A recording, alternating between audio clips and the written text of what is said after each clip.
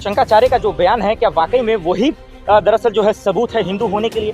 दरअसल को ये इन दिनों सोशल मीडिया पे इसलिए वायरल है क्योंकि राहुल गांधी जनेऊ भी पहनते हैं, पूजा भी करते हैं, लेकिन इसके बावजूद शंकराचार्य साहब ने उनको निकाल दिया मनुस्मृति न मानने की वजह से या फिर उन पर दिए गए बयान की वजह से। पूरा मामला हम बारीक से जरा चर्चा करेंगे। मेरे साथ चचा मौजूद है। राहुल गांधी क्या हिंदू नहीं है? क्या राहुल गांधी को हिंदू होने के लिए सबूत दिखाना पड़ेगा? क्यों उन्हें निकाल दिया गया? कोई हिंदुओं का ठेकेदार नहीं।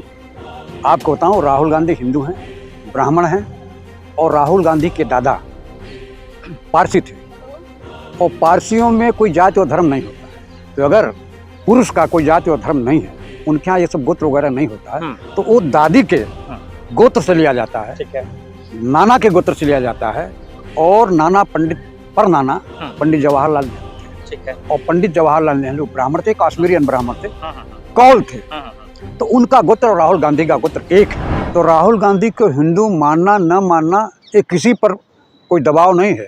राहुल गांधी हिंदू हैं, ब्राह्मण हैं।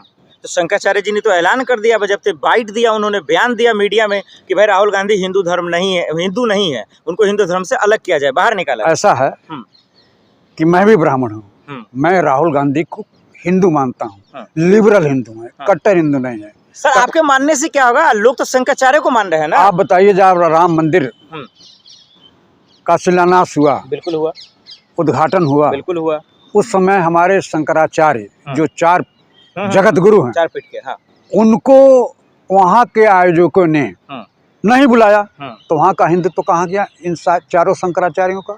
वहाँ तो आपत्ति करनी चाहिए ना, हिंदू रीति रिवाज से नहीं हो रहा है। नहीं, हमारे यहाँ खरवास में कोई शुभ काम नहीं होता है, और उस मंदिर का शिलान्यास भी शुभ साहित्य में नहीं हुआ, और उद्घाटन भी शुभ साहित्य में नहीं हुआ, खरवास में हुआ।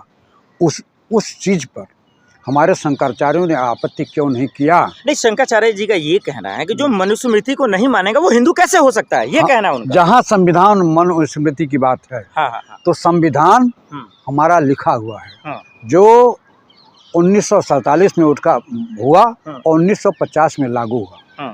तो हम भी संविधान को ही मानते हैं, देश संविधान से चलेगा, वहाँ हिंदू और मुसलमान से कोई मतलब नहीं है।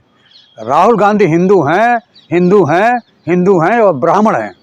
वहाँ शंकराचार्य के प्रमाण पत्र से न कोई हिंदू होगा न कोई मुसलमान होगा, वहाँ हमारा संविधान चलेगा, और संविधान के अंतर्गत ही देश चलेगा, और देश संविधान से चलता है।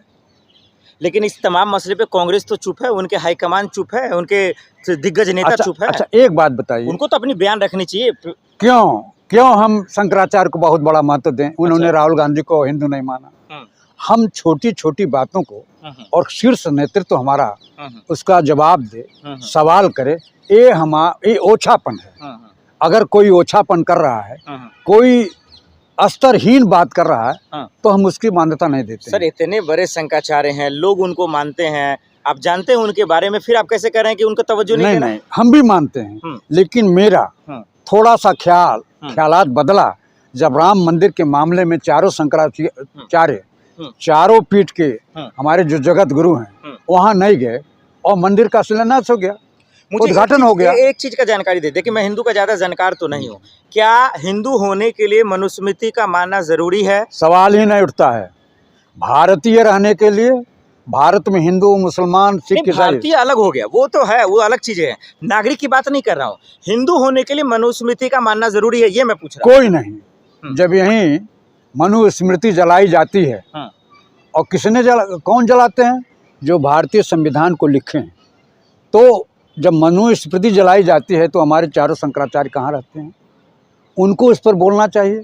ये सारे के सारे शंकराचार्य चुप रहते हैं, इसीलिए इनके कहने के अनुसार राहुल गांधी हिंदू हैं, इनकी हम मान्यता नहीं देते हैं। राहुल गांधी के अंदर हिंदुत्व है, हाँ, सॉफ्ट हिंदुत्व है, और जैसे कट्टरपंथी नहीं।